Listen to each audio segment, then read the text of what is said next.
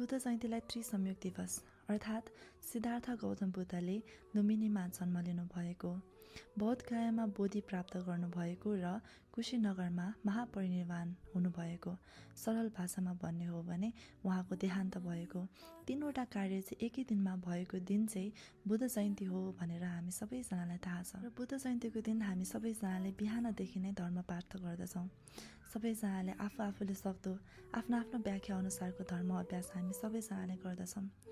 तर साँच्चीकै भगवान बुद्धको जीवनीलाई स्मरण गर्ने, उहाँको जीवन कथाहरू हामीले स्मरण गर्ने भने चाहिँ अलिकति कम नै होला। बुद्ध धर्म केही पनि नसुनेको एकदमै साधारण अर्थात् गैर बौद्ध व्यक्तिले पनि बुद्धको जीवनी मात्रै पढ्ने हो भने धेरै कुराहरू सिक्न सक्छ। जस्तै उदाहरणको लागि बुद्धले आज नै प्राप्त गर्नुभएको जुन बोधि लाभको विषयमा कुरा गर्ने हो भने उहाँले एकैचोटि बोधि लाभ त प्राप्त गर्नुभएको थिएन नि।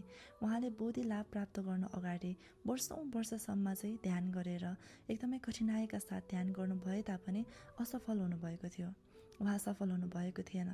तर त्यो गर्दा गर्दा उहाँले हार नमानिकन त्यसैलाई निरन्तर दिनु भएपछि अन्त्यमा चाहिँ उहाँले बोधि लाभ प्राप्त गर्नुभएको थियो। हो त्यस्तै गरेर अहिलेको जुन यो प्रतिस्पर्धात्मक रहेको जुन यो युग रहेको छ, आधुनिक युग, मोडर्न युग, यसमा पनि हामी कतिजना चाहिँ कति असफल भइरहेका छौँ। तर जति पनि असफलता प्राप्त गरे तापनि भगवान बुद्धलाई चाहिँ हामीले उदाहरण लिएर प्रेरणाको रूपमा चाहिँ लिएर चाहिँ हामी निरन्तर गर्ने हो भने पछि गएर हामीले जेसुकै लक्ष्य राखे तापनि त्यो लक्ष्य चाहिँ आफूले प्राप्त गर्न सक्छौँ भन्ने कुरामा म विश्वस्त छु।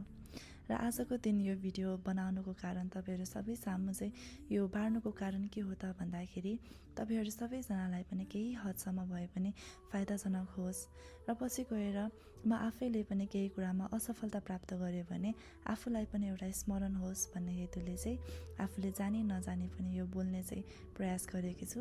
आशा छ तपाईँहरूलाई केही हदसम्म फाइदाजनक भयो होला। तपाईँहरूको आजको दिन शुभ रहोस्, तपाईँहरूको जीवन शुभ रहोस्, सफल रहोस्। शुभरात्रि।